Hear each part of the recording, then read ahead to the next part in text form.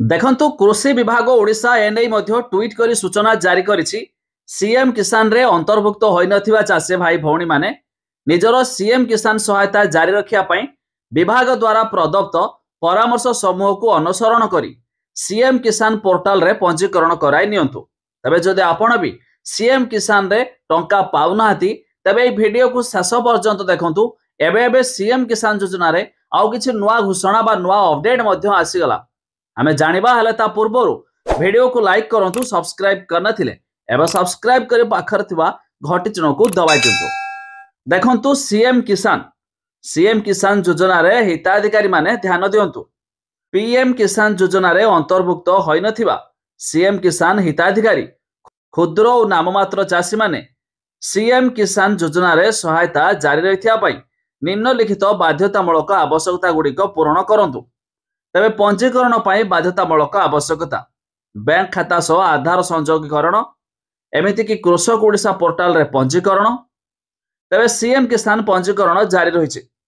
उपरोक्त आवश्यकता पूरण करिबा परे हिताधिकारी माने आधार लिंक थिबा मोबाइल नंबर जरिया रे ई-केवाईसी सहित निकटस्थ जनसेवा केंद्र किंबा व्यक्तिगत स्तर रे सीएम किसान पोर्टाल जाके जो रही cmkisan.odisha.gov.in रे पंजीकरण कराई नियंतु।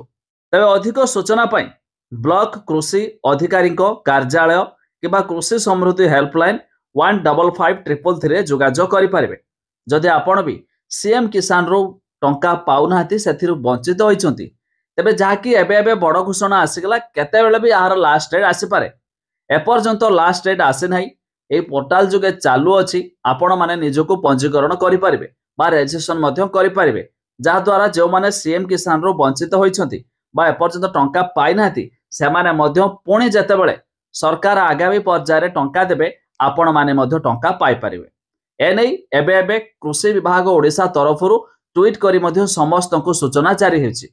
तबे आपण माने जानिले शेयर करी सांग साथी मानकु जणा दियंतु ताकि सेहि मानकु हेल्पफुल हो जो माने मध्य एथिरु टंका पाइ पारु नाहांती। आ आपण जानिथिबे वर्ष को 2टी किस्ती रे गोटे नुआखाई आ एक अक्षय तृतीया अवसर रे सरकार सीएम किसान रे 2-4 हजार टंका मध्य प्रदान करूछंती। तबे आपण भी वेबसाइट विजिट करिया पई हेले जार लिंक आमे डिस्क्रिप्शन लो देइछु, आपण माने जाई चेक कराई दियंतु।